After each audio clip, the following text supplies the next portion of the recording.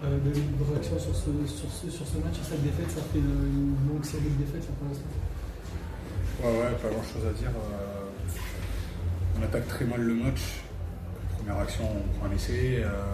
Voilà, alors qu'on s'était dit pas mal de choses, comme toutes les équipes avant le match. Donc voilà, après je trouve qu'on réagit plutôt bien, on fait des bonnes séquences.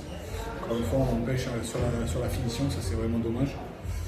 Et sur une équipe qui joue son bateau et voilà, à domicile, forcément on ne se met pas dans les meilleures conditions dès le début. La réaction est pas mal, mais on a trop de carences et trop d'air pour espérer quelque chose. Bastien Souris qui est passé un petit peu avant vous, il était particulièrement remonté sur l'état d'esprit notamment. C'est ce que vous voulez pour aussi. Ouais, franchement, après c'est des choses qui doivent rester entre nous, j'ai pas envie de... Mais oui, il y a forcément des choses qui vont pas quand on n'est pas capable de gagner un match depuis un mois. Voilà, il y a des comportements sur le terrain qu'on a tous collectivement qui sont un petit peu dérangeants. C'est pas du tout l'image qu'on veut donner de notre équipe et du club. C'est pas là-dessus qu'on s'est construit. Et voilà, je trouve qu'on se disperse un peu trop.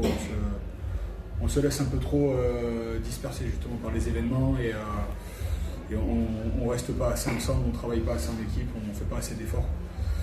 Et forcément sur des matchs comme ça où ça se joue à pas grand chose, à la fin on a des regrets, quoi. Donc voilà, bien sûr qu'il y a eu des beaux mouvements, mais je pense qu'en faisant des choses plus simples, en étant peut-être plus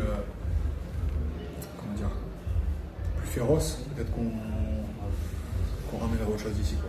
Vous avez senti que cette équipe de Carcassonne elle avait tendance à cette férocité parce qu'elle a joué sa peau, ou est-ce que c'est un état d'esprit sur lequel il faut essayer de vous inspirer? Non, forcément, il faut féliciter Carca qui a fait un très bon match, bien sûr. Mais je pense qu'on avait quand même les armes pour les mettre en difficulté. On l'a vu, on a aussi réussi à déplacer le ballon et c'est ce qu'on avait visé.